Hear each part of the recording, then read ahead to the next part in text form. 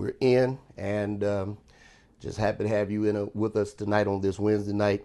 Of course, every Wednesday night we're here sharing about the ministry of the evangelist or something concerning ministry. And so many of you that join us every Wednesday night, we're just happy to have you with us and have you a part of what we are doing on tonight and sharing. And so I know it's going to bless you as we are getting started here tonight and as we're going. Please, whatever you do, let somebody share this with somebody. Let them know that we're on tonight and we're here sharing with the ministry of the evangelist on tonight. Every Wednesday night we're here. Every Wednesday night we're sharing. Every Wednesday night we are part of just a tremendous time. And those of you that share with us every Wednesday night, we're so happy to have you with us. And so again, as you're coming in, let me know where you're coming in from, where you're tuning in from, as we are doing. We want to welcome everybody from Facebook, YouTube, and also from Periscope on tonight. We're just grateful to have you with us, and we are excited about what is about to take place and what we're going to be sharing with you on tonight. I'm going to do just a few maintenance things on tonight, and then we're going to plunge right in and get started on tonight.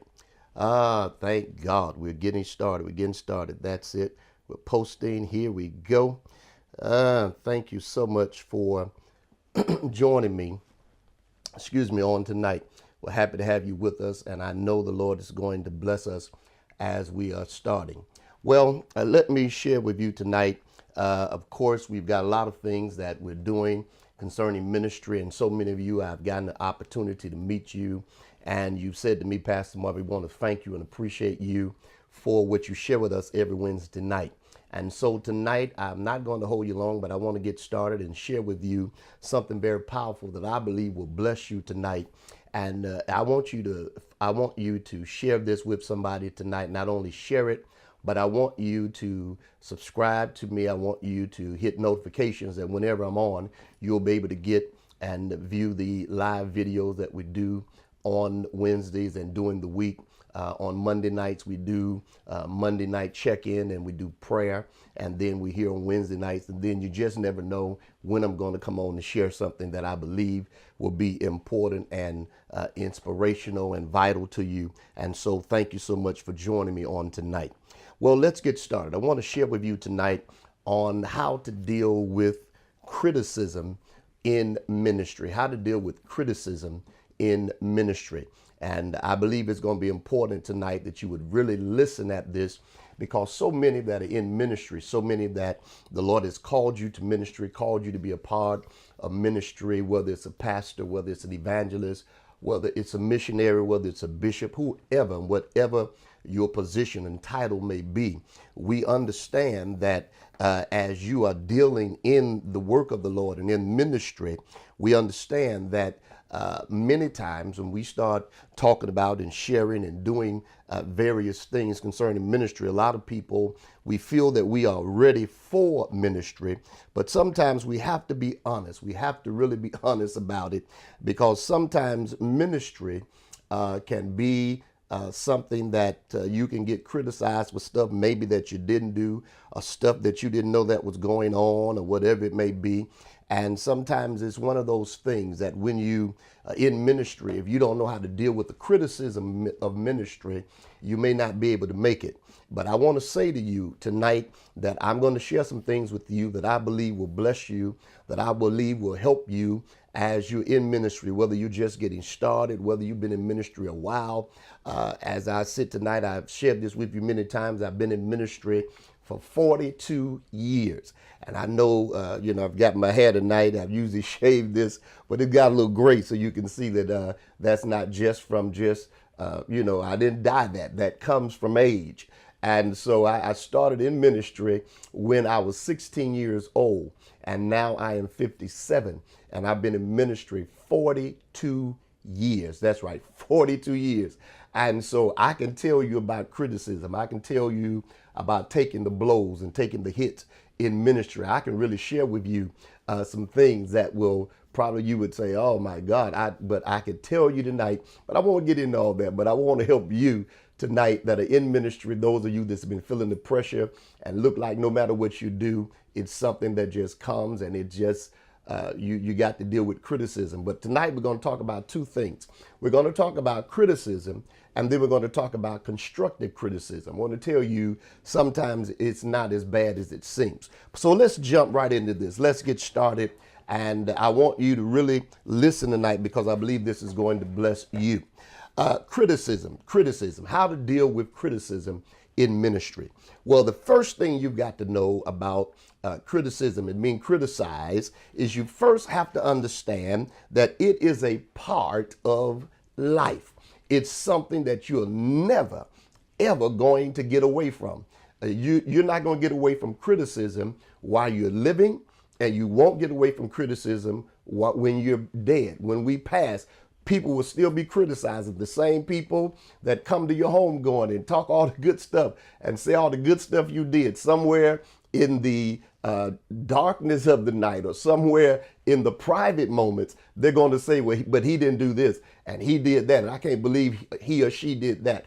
Criticism is always going to be something that you have to deal with. They're going to talk about you while you live. They're going to talk about you when you're gone. And so you've got to understand that that is a part of life. If you're going to deal with it, not just in ministry, but just all together, if you're going to deal with it, criticism is a part of what happens every day. And you'll find when President Obama was the president, it was criticism. Now that President Trump is president, criticism. Now it's funny that when President Obama was president, the now President Trump, always criticized him. But then he seemingly cannot deal with criticism. And so understand that it is a part of life. We have to teach our children that sometimes we talk about bullying, and I understand that, but we have to understand sometimes it's a part of life. It'll happen in school, it'll happen in church, it'll happen in the workplace, it'll happen with your family, it'll happen with your friends, it'll happen. You will be criticized. But now when we get into this other phase, we'll talk about when it's constructive criticism. So now understand that it is a part of life. Those two things, criticism and constructive criticism, is a part of life, and it is a part of ministry. If you plan on being in ministry, just understand that not only does the calling come with that, not only does the anointing come with it, but also you've got to understand that that comes with it. Criticism comes with ministry. It is a part of what happens every day. It's something that happens every day. So it is a part. So now you got to understand that that is. So number one, I want you to get this in your mental notes. I want you to take it down. Number one, criticism is a part of everyday life, even ministry. Just because you're in ministry does not exclude you from criticism. Number two, and I'm not going to be long tonight. Number two, if you can't deal with criticism, then you're really not ready for ministry. I'm going to say that again. If you cannot deal with criticism or constructive criticism, I don't care if you feel you're called and how much anointing you have, then you're really not ready to deal with ministry. I know a lot of us, we get all up and we talk about, I'm going to the next dimension and I'm going to the next level and God's going to take me. But I want to tell you, if you are not ready for criticism, if you're not ready for constructive criticism, then you are not ready for ministry. You're not ready. I'm telling you tonight, I know you're not going to like it. I can't help that you don't like it. You're not ready for ministry because you got to understand in ministry, you're going to be criticized. And it's something that comes with what's going on. You're going to be criticized. People are going to say stuff about you. People are going to say things to you about you. You're going to hear stuff that you did that you didn't do. You're going to hear stuff that you may have said that you didn't say. So it is a part. And if you are not ready to deal with that, then you are not really ready for ministry. And I want to help you tonight. You got to toughen up. You got to ask God to help you, to anoint you, to be able to do the things that you got to do to toughen up. When you look at Moses in one instance was really not ready for what God had called him to do, because every time the people did something, Moses just couldn't take it. Matter of fact, Moses actually let the people, because of what they did and their criticism, really made him miss out. You remember in the scripture when God told him, I want you to speak to the rock. Moses was so carried away with the people and what they were doing and what they were saying and how they were acting, that instead of speaking to the rock, he smoked the rock. And God said, look, Moses, I'm not even going to let you in. I'm not going to let you go. I'm going to let you get them there, but you're not taking them in. Why? Because you disobeyed me, because you decided to to smoke the rock instead of speaking to the rock, that the people would see me and I would be glorified in the eyes of the people. And so many times we can't deal with criticism. So if you are not ready to deal with it, then you are not ready for ministry. Just like if you're not ready to deal with criticism in any field, you're probably not ready for it. You're not ready to be the boss. You're not ready to be the foreman. You're not ready to be the bishop. You're not ready to be the overseer. Right, I said it. You're not ready to be whatever if you cannot deal with criticism. Now understand, there is constructive criticism. There is criticism that is constructive. I'm going to get into that in a minute. But now I want to stay on this path, because a lot of times what happens to us is we think we're ready.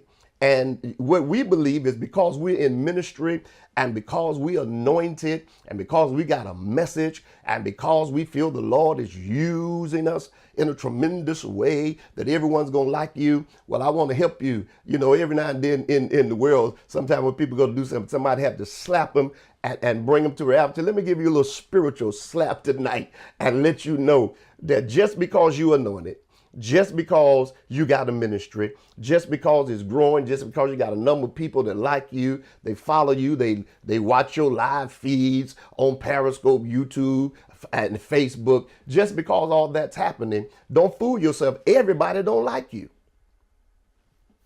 Did I say that? Yes, I did. Everyone does not like you. I don't care how much you think that you are anointed.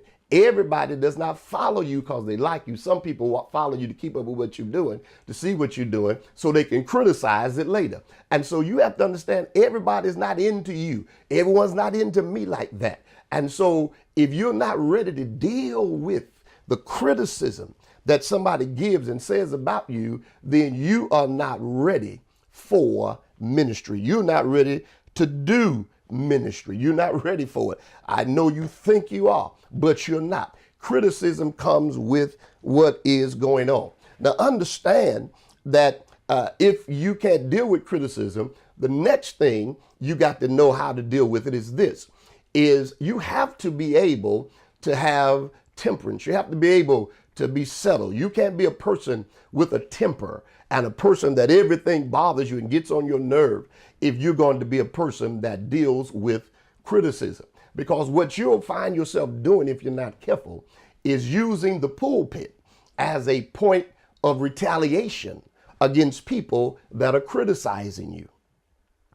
They asked the late Michael Jackson one time, why is it that you don't chase after everything that's said about you? He said, if I did that, I would be in court every day of my life. Think about that. That's a powerful statement. If I chased everything down that people said about me, every criticism that people put my way, then I'm not going to be able to do ministry, because I'm so focused on them and doing and so caught up in them that I'm not going to be able to do what the Lord has called me to do.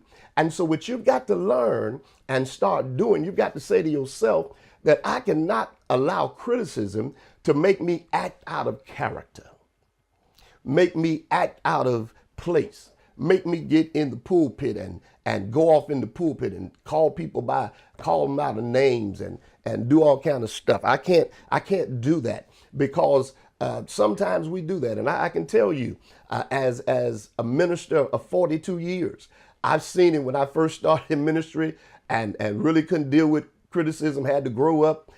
Sometimes if someone said something, I would either chase it down or go to use the pulpit sometime, even as the thing to straighten people out. And what it does, you got to understand the reason you don't want to do that. And I want to help somebody tonight. The reason you don't want to do that is because sometimes when you do it from the pulpit and you do it in your message or whatever, people are there trying to receive a word from the Lord. They're there trying to be helped and delivered. And so what happens is when we use the pulpit for that particular purpose, then we defeat the purpose of people being delivered and set free and getting the word, because what we're doing is we made it personal. Now, since we made it personal, people are not being touched, and the people that more than likely that we're talking to are not even present. And then the people that are there, they don't know who you're talking about. They don't know who you are even referring to. And so we've got to do a better job on not using the pulpit as a thing to be able to, oh my God, to fight, to launch out. We just got to deal. Some criticisms you got to deal with. Some things you know you're not guilty of. Some things you know you didn't do. Some things you know you never said. Sometimes you just got to let it go and let God vindicate you. Let God deal with things and let God handle some things. You don't have to go through no changes about it. God will do those things for you. As a pastor, I've had many experiences, and I remember one experience I had. A young man was at my church, and he was going around through the membership telling them their time was up and it was time for them to go. And he took a few people out of the ministry, and they went with him. And so I was, I was tempted to get up and really blast him. But what good was it going to do? Those that were there, some of them didn't even know what was going on. And then some of them, they didn't care. They were staying right there to be ministered to. So what happened was, I didn't say anything. And one day I was in a meeting, and my son called me on the phone, and he called me, and I said, hey, what's going on? He said, you got to, there's a show on, I'm going to tape it for you. And it was Judge Mathis' show. And he said to me, he said, the people that left our church, they're on Judge Mathis. I said, really? And he said, and they are suing the pastor who they went with, the preacher who they went with that started the church. They're suing him. And I got a chance to watch the show, and I wasn't happy about the fact that happened. But I said to the Lord, I'm so glad that I didn't say anything, because God has a way of letting things happen on its own. So you have to understand, you can't use the pulpit when you're criticized and always hammering out at people. You can't chase down what people said, because sometimes I want to give you a little tip tonight. Most people that tell you what people said, let me help you out. If people can tell you 30 minutes of a conversation that somebody had about you, take it from me, it was not just a one-way conversation. It was not just them listening. It was also them saying something. And my grandmother, she's dead and gone, but I can hear her saying to me as a young man, as a boy, she said to me, a dog that brings a bone also carries a bone. And so you understand that, you got to be careful, because those things do happen. So you've got to be careful when it comes to the criticism. Don't use the pulpit as a place where criticism is that's out there. You can't use the pulpit. You should never use the pulpit. I heard Bishop Patterson say something to me one time. We were talking, and he was talking about someone that had did something at his church, and he was really troubled about it. And I'll never forget what he said to me, the wisdom and the nugget that he dropped. He said, you should never, Dennis, use the pulpit to do that. He said, because it's like putting a fly in the milk. He says, like putting a bug in the milk. And he said, you would not drink milk with a bug in it. He said, and whenever you inject that into worship, it causes the worship to become contaminated. You hear me? And so this is why we have to be careful in how we do this and how we deal with criticism. It's important that we understand and know that. Let me move on. I'm not going to be long. Constructive criticism. Understand, everybody's not out to hurt you. Everybody's not out. There's some criticism we should take. Constructive criticism, every one of us should be able to take, no matter who we are, no matter our position, our titles. We should be able to take constructive criticism especially if it's going to help us, make us better, cause us to be what we should be, and do the things we need to do. So constructive criticism, a lot of times we can't even deal with constructive criticism. We get mad at people that give us constructive criticism. We stop being friends with people that gave us constructive criticism, whether it was about ministry or whatever. And since we're talking about ministry, sometimes they give you constructive criticism in ministry. Sometimes they tell you preach too long. What's wrong with that? Sometimes we do preach too long.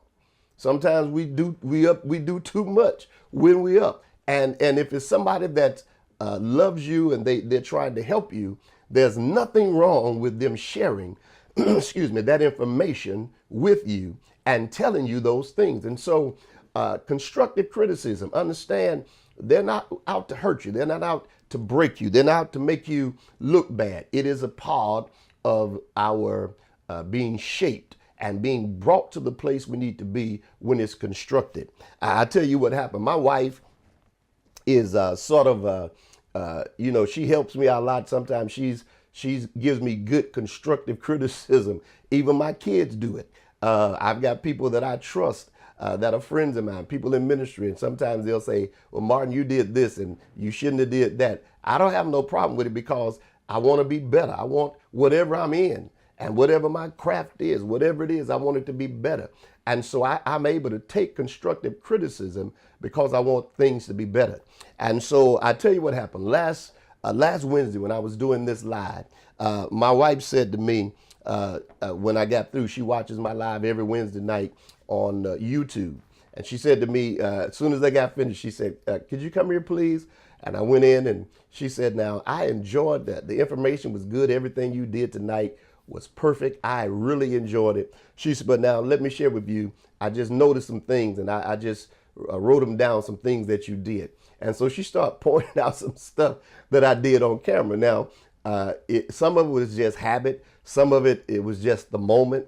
And she said, you did that, you did this, you did the other, you did this, you touched your face, you did. She said, now I need you to work on this stuff because to her, it bothered her, I guess, when she's looking at it. To me, it wasn't fazing me, but maybe it might have fazed somebody else too. But now when she gave it to me, I could have taken an attitude and the approach by saying, you know what, I'm the one doing the live video. You don't tell me what to do. And I'm the one the Lord told to do. Now, see, that's how sometimes we act. We do that instead of taking constructive criticism and trying to better ourselves and better what we do. Are you following me? Sometimes we don't better ourselves. We go the opposite and do something different because we're like, well, I'm going to do it my way and I don't care what nobody say and I don't care what nobody think. What you think don't matter. Well, it should matter in some instances because if it's constructive criticism, then it's there to help us and not to hurt us. And so I want to say to you that everyone's not out to hurt you. Sometimes when I'm ministering at church, my kids may not say to me at church, they'll say, Daddy, you did da-da-da-da-da today. And I was like, I did? Or you said this today and you should have said that. And I said, I did. And so if I go back and look at it, I'm like, well, they're right. I should have said that a different way. It's constructive criticism, but it's not to hurt me. It's not to injure me. It's because they want their father. And my wife wants her husband to present the best image that he can when he's on camera. So I say to you that are watching me, when you do that, understand that constructive criticism, see, I'm touching my ear, right? Not my ear, rubbing right side of my face. That was one of the things she talked about. Constructive criticism is not bad. So learn to take it. Learn to be a person that if you get constructive criticism, it'll make you better and not make you bitter, not make you where you want to fight people and distance yourself and stop being with people and just call them haters. Everyone wants to talk. I'm so sick of that word. I don't know what to do. All my haters. Oh, everybody is not hating on you. Everybody does not hate you. We are not that important for everybody to hate us. Take my word on that. Okay? Take my word. Some people don't even know you, so they can't hate you because they don't know you. But that's a pet peeve. That's a little pet word that we deal with a lot now in the church. All you haters. Out of all the people that hate you, God's going to make your haters. Oh, come on, please. Get over yourself. Take a break from that, okay? Let's get over that. Understand that we've got to learn to take this criticism, deal with it. And when people say something to you, just learn to make yourself better. Now, let me throw this in before I leave you. A lot of times I found out we can take constructive criticism better from people that we think can offer us something. Now, I want you to listen at me carefully. Those of you that are watching, those of you that will watch the replay. We take constructive criticism from somebody we think can offer us something or get us somewhere better than we do from people that just, they can't do nothing for you. They just see something that maybe we need to improve on. We'll jump and we'll do those things for, if a bishop says, Martin, you did this and you did that too long. Oh, we'll, yes, sir, Bishop, because we feel he can appoint us to some or give us something or whatever. We won't fuss with the bishop. We won't criticize the bishop. We gonna go on and try to improve ourselves. But now, someone come along and say, well, Martin, you did da da da da da. It could be the same thing the bishop had said, or same thing he would have said it, but somebody else said it first. And we went to the left. We went off. And we just, every conversation, we talking to our friends. All these people ain't nothing but haters. They just don't, they don't like me. No, the only reason we acting that way because that person can't do nothing for you. That person can't give you anything. But so you criticizing them because they can't do, but you never criticize the person that can do something for you. I hear sometimes this statement, and I got to get out of here. I hear sometimes this statement, people will talk about who's old in ministry and who's not relevant in ministry anymore. But it's something that I've noticed. I noticed that they never talk about the people that can give them something, give them an appointment, offer them a church or whatever. I'm talking about bishops or whoever that's in position to bless them with something. And they could be older and not pulling it the way they used to, but they don't get criticized. But the people that can't offer you anything are the people that we criticize. So not only must we deal with criticism when it comes our way, we must learn not to be so critical of others. Because understand something, the Lord gave me this last night. He really began to deal with me. He says, we should not criticize people and go against them and disrespect people when we have not heard their story or we don't even know their story. There's some people you don't know what they've been through to get where they are. You don't know what they've experienced to get where they are. You don't know the things that they've had to go through to get to where they are or where they were. And maybe they're a little older now, but they had to go through some stuff. And then some people that you're criticizing, you fail to understand that you are enjoying what they did. You're enjoying and reaping the benefits of the hard time they had to get to where they were. You're enjoying the benefits of that now. It would be crazy for any person, in my opinion, any person of color to criticize Rosa Parks or to criticize Dr. King, especially if you in your 30s or 40s or 20s. It would be crazy for you to criticize them and talk about and say negative things about them when you have to understand that the reason you enjoy riding in the front of the bus, the reason you can ride in first class, the reason you got an office job with your own office, the reason you in charge of certain stuff, the reason you are where you are is because water hoses were put on them. They got beat. All dogs were sicked on them. Amen. The reason you're able to vote is because they paid the price for us to enjoy what we're enjoying today. And so I say to you, let's learn how to deal with criticism in ministry. Let's learn how to deal with it. Let's learn how not to. If you're going to do ministry, just get ready for it. It's coming. Believe me, it's coming. I don't have time to share with you the stuff tonight that I can share with you, probably make you laugh the rest of the night. I won't get in that tonight. Believe me, it's coming.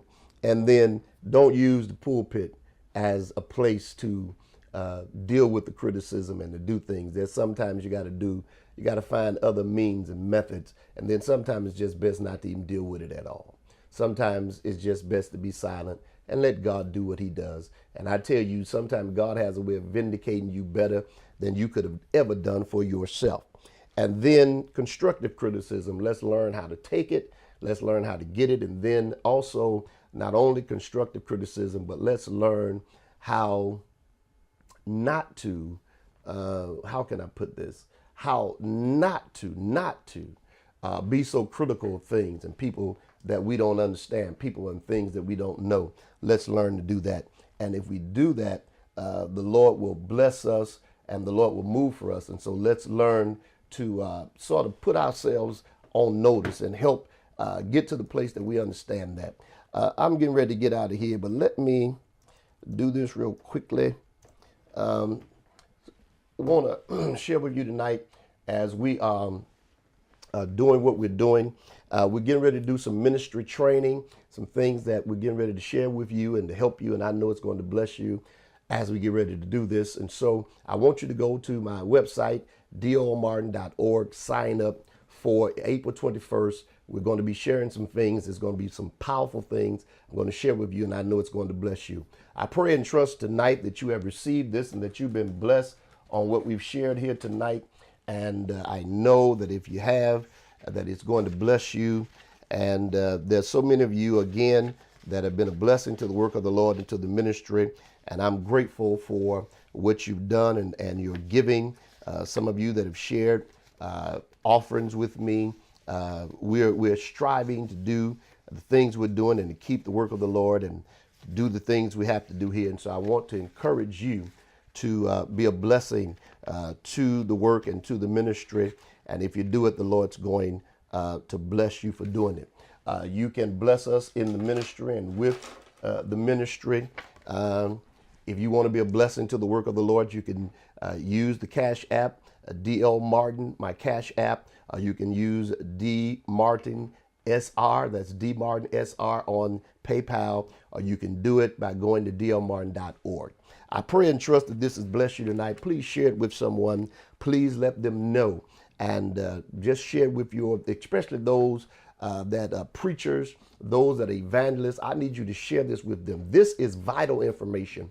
It's important. Sometimes it is the thin line between you being successful and you not being successful. It's the thin line between you being able to make it and not make it, because sometimes you don't want to use not being able to take criticism. I'll share this last thing with you. Sometimes you may go to a church and the pastor may say to you, I noticed you did this and I don't want you to do that and I don't want you to do the other. Don't get up in the pulpit preaching on the man or the woman.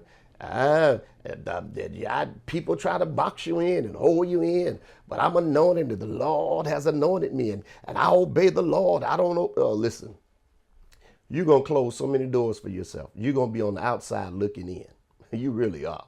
You're going to be on the outside looking in, close a whole lot of doors because you don't have a lot of sense. You don't know how to deal. If it's constructive, if he's trying to help you, he knows his house.